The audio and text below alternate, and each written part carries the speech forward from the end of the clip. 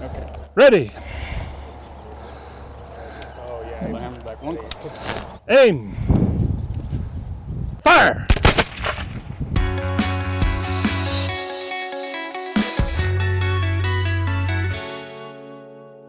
Hey everyone, welcome back to Saints Unscripted. We're here with Mark and Skylar and of course Taylor here. How's it going? I'm David. Mark, Oh, hey. please tell us where we are and why we're dressed like this. We are at Camp Floyd, Utah, which is in this very small city of Fairfield. This is where the Army came after peace was brokered during the Utah War. And Skylar and I are dressed up as members of the 5th Infantry Company D. They had two different uniforms kind of going at the same time, so why not? And you both are dressed as members of the Nauvoo Legion, Utah Territorial Militia, or the Mormon Militia, but that's members of the Church of Jesus Christ of Latter-day Saints Militia family. Isn't it about time? It is. It is about time. Indefinitely. Okay, so Utah War. Tell us about the Utah War. I read a book by Brigham Young's daughter a while back, and she talks a little bit about the Utah War and how the Johnston's army came in and everybody left Salt Lake because they didn't want the army there, and there was a big fiasco. Maybe I'm getting ahead of ourselves here, but start from the beginning. Tell us what's happening with Johnston's army and why there's a Utah War, quote unquote war going on. There was a fiasco. That's pretty much it. Very good summary. Beginning and end. So, that's right. Utah was a territory of the United States. Even though we were trying to get away, we wanted to go to Mexico, and then the United States was like, oh no, that's ours too. So we did the best we could. Can't get away from this business. That's all right. So one of the issues with the territory is the President of the United States appoints governors. He appoints judges. He does all the appointing, so we don't really get to vote for anything other than a territorial legislation. Well, we didn't like who President Buchanan was appointing. We had some issues with that, so we would make the judges a little uncomfortable sometimes. It happened, and the judges not liking us, not liking what we believed, they would kind of go back east and say, the Mormons are having an uprising. They are not giving in to the federal government's demands and wishes and commandments. So and I have a question. I have an answer. So was this right about the time that the Mountain Meadows massacre happened, that fiasco? Mountain Meadows is just right about then. Okay. The Army was already starting to come out because James Buchanan, the president at the time, had decided he's going to put down this rebellion that isn't actually happening. So he sends 1/3 of the entire United States Army, 2,500 soldiers of infantry. 3,000. Well, it became 3,500. Yeah, 3,500. Eventually. But at first it was just 2,500. Anyway, they were infantrymen, artillerymen, dragoons, cavalry. They all came out here to put down the rebellion. And they didn't think to mention that to us. They didn't think to mention, we're putting in a new governor, we're changing things up, we're sending the army. So it was Pioneer Day, 1857. We're having a nice time in Cottonwood Canyon, then Port of Rockwell. And somebody, Smoot, they ride up and say, Army's right behind us. Oh no! So, and this is news to everyone. We had no idea. There was rumors, but this was it's happening. And that's an exact quote, right? From Porter Rockwell. Exactly. So we assembled the militia. We started a campaign to slow the army down. We made them winter in Wyoming at Fort Bridger, which we had burned down. Beautiful. And they were not happy about that.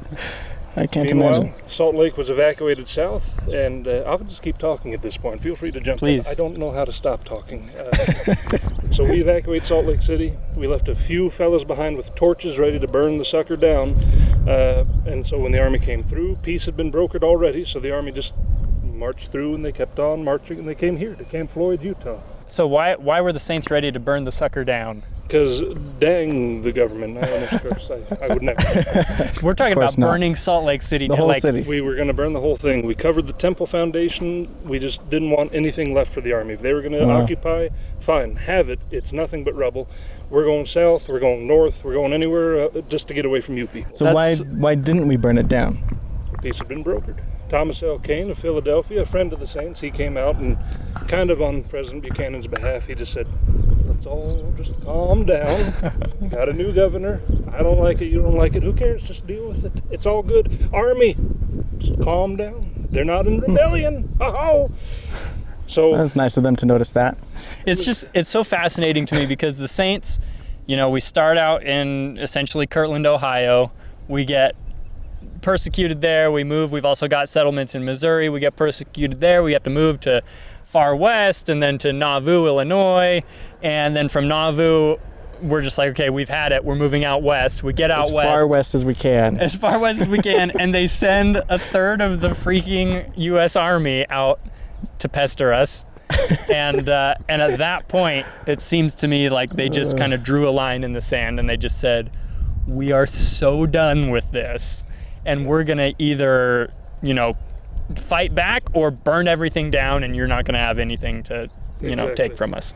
And the politics of the time also played a part of this, because we had the Kansas-Nebraska Act passed recently, which says new territories get to decide if they're slave or free, and Utah Territory decided to be slave. So already we're having some problems with the government, with people out east who don't like that. And then James Buchanan, he's not looking so good already. People don't like him as much as they thought he would. And then the Republican Party shows up and they say, we are going to destroy the two relics of barbarism, slavery and polygamy.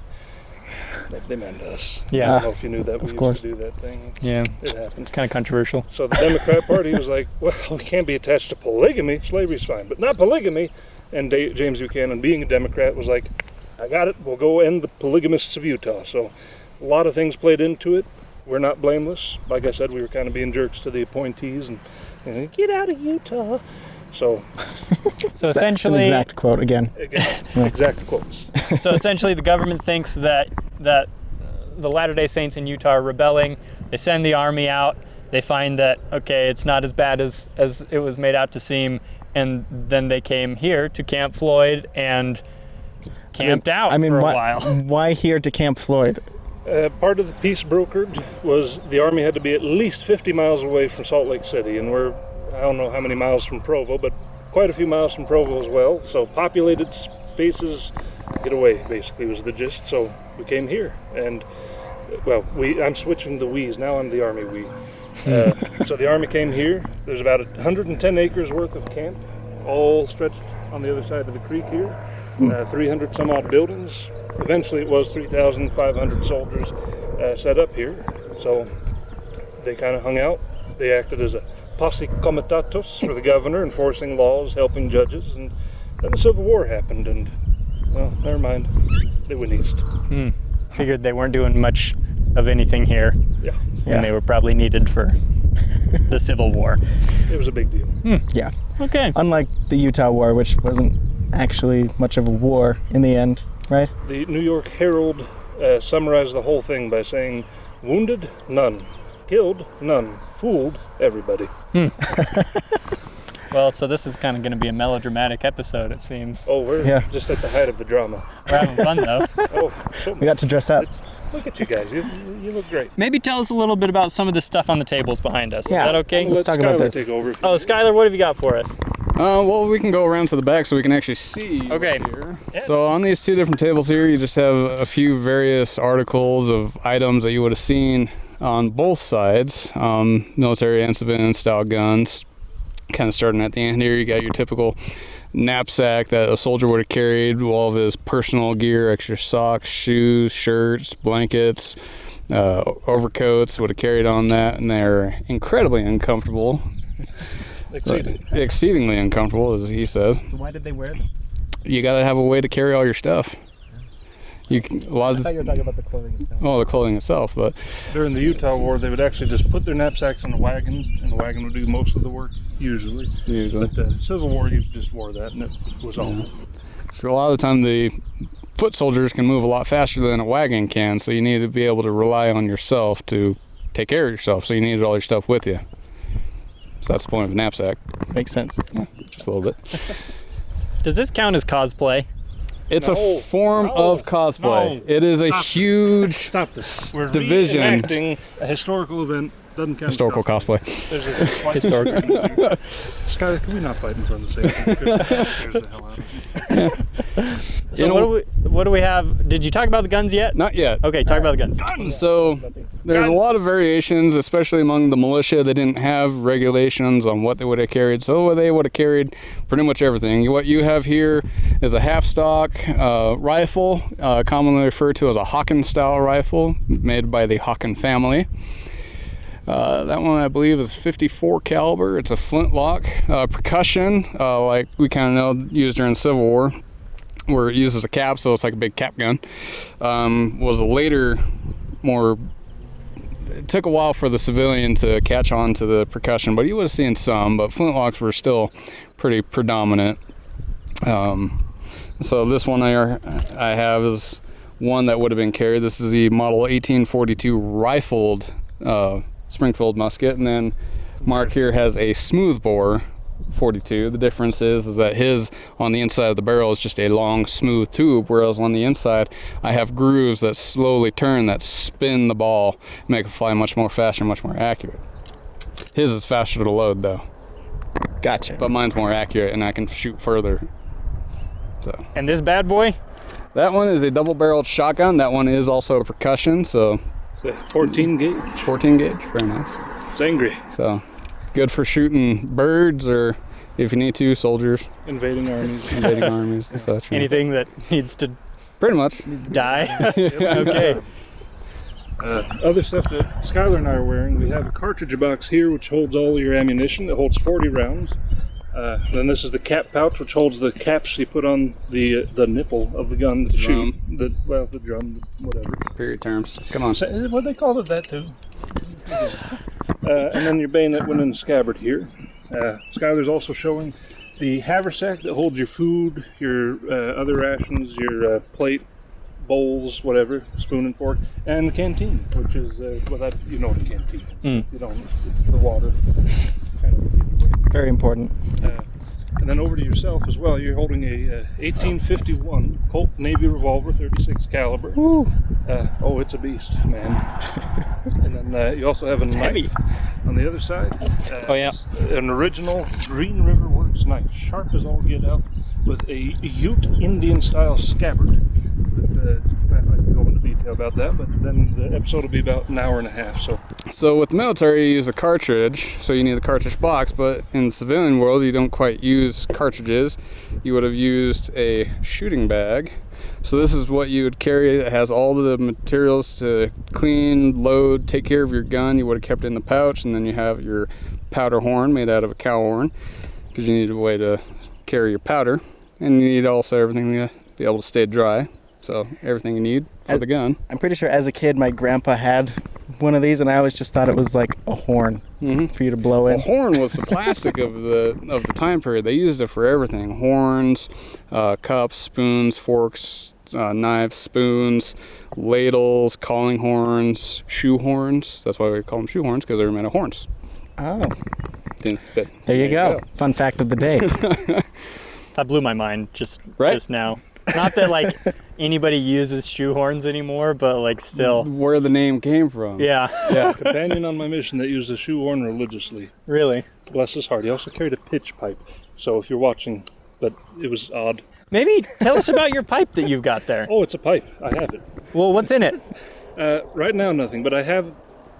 Obviously, they would use tobacco the Army, back in the day. No problem with tobacco, and at the time of the church, tobacco was okay. In fact, some people joke that Brigham Young made the word of wisdom a commandment to help himself stop using tobacco.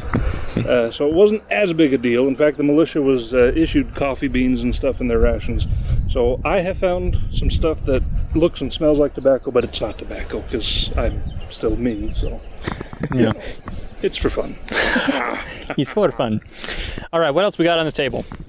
We have a cup of the time, which was just... That's a cup. But, I have it and I'm proud of it. Okay. All right. And then Multi-use cup. here's some of the rations that the Army had. The hardtack. Everyone knows about hardtack, or at least you've heard of hardtack.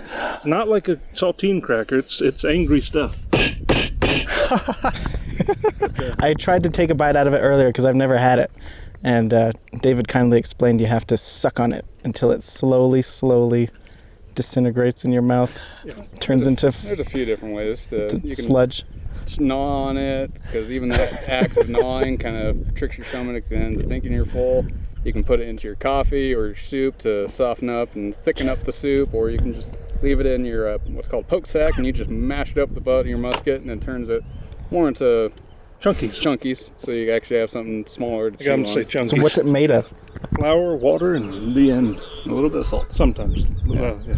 So it's kind of like a sad version of lembas bread from Lord of the Rings.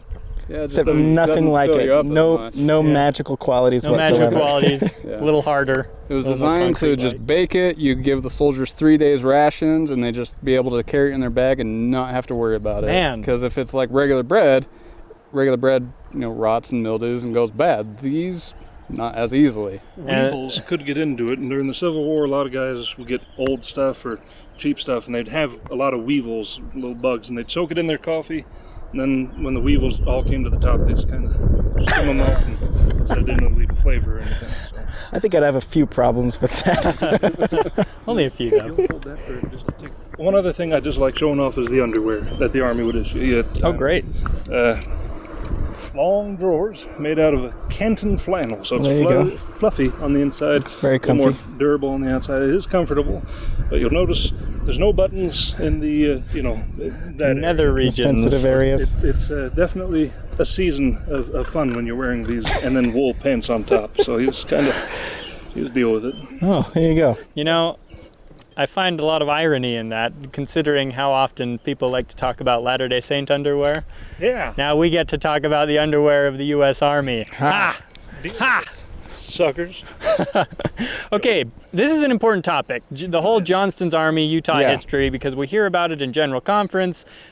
We hear about it in Mostly like, just vague references, right? we hear vague references, but we don't really get into what's actually going on. So it's nice to be out here and actually kind of experience it to a degree. Before we end, final thoughts. You first. I got nothing. Oh, then I'll go after him. An important aspect of the Utah War at the end of the day, a takeaway for you, is understanding other people. A lot of this just came through miscommunication, misunderstanding, and also kind of a rebellious streak that people get sometimes. So, And preset prejudices. and preset prejudices. So there's a lot of ways to just learn from this. In life, stay calm, stay easy breezy, be friends with everyone that you can. I mean, the war could have ended a lot worse than it did. It could have. We were so close several times to going off. In fact, Captain Marcy, who was company to the 5th Infantry, they did at least one time. They leveled and fired at the militia. They didn't hit anybody, but it could have been very bad because we had about 4,000 at most in the militia, and then the Army about 3,000 at the most at that one point. So if we wanted to, it would have been bad. But set prejudice aside, love the people, and just be friends with everyone. We're glad we don't have a more dramatic, exciting tale for you today, because that would have probably been a little bloodier. But you got to wear cool stuff. We did get to wear We did. cool stuff. Taylor, final thoughts? Do you have anything? No, I'm just happy to be here. I'm happy that I got a hat. Are we going to shoot these? We Oh, were going to yeah. shoot a couple of these. Yes. Also, real quick, for people who want to learn more, I got 3 book recommendations, Okay, yeah. if I may. Please do. This is one that Skylar and I are both featured in, so that's why this is the most important one, because there's a picture of us. But this is from a fellow reenactor, Mike Anderson. Fooled Everyone, the Utah War. Gives a brief overview of the war, and then goes into a lot about what the Army wore, what the militia wore, what they had, food-wise. Then you have Camp Floyd and the Mormons, the Utah War, by Donald Moorman, the best named author ever. Donald Moorman writing about the Mormons. Thank you very much. A little friendly to the church, but that's fine. It still gives a beautiful story, very well read. And then finally, the Mormon Rebellion, America's first civil war, by, David Bigler and Will Bagley. It's a little anti-member of the church. Will Bagley. Yeah, we know that name. Yeah, we know that name. So it's good history, and if you read the pro-church and the not as pro-church, you get kind of both sides, and it's good reading. So Yeah. recommendation. There you go. Mistakes were made on both sides. Certainly. All right. Cool. Mark, Skylar, thank you for joining us. Everyone Yeah. watching, thank you for joining us. This has been an adventure, and now let's shoot some guns. Oh, sure. Let's do that. I'm going to go ahead and take this thing off, though. Shoulder, arms. Ready? Aim. Fire! I think you went off. Mine did not go off. Oh, that's all right. Sometimes these guns don't always go off, which is okay. Skylar's going to try to work on his. I'm going to reload mine and kind of talk you through it. So I've got my cartridge in my pocket, but normally you'd have it in your cartridge box, so you'd have to kind of reach around and pull out a cartridge. And it has a little paper tail on it. Paper tail on it. Yeah. It exposes the powder, which I didn't do the best job of. We're very professional, I promise. But anyway, there's your powder. Pour it down the barrel and just skedaddle. You would have pulled the bullet out if you were doing a bullet, but we're not shooting an actual bullet right now. So the bullet would be seated there. Draw your ramrod. Send it all down. Pack it in tight. Skylar just shot his. It's a happy time. And he'll actually try to load as quick as he can when I'm done here. Then you bring it up. Half cock, which is safety. Won't go off. Reach into your cap pouch. Grab a cap and place it on the cone. So mine is going to be ready to go momentarily. Skylar's now going to go quick as they would have at the time.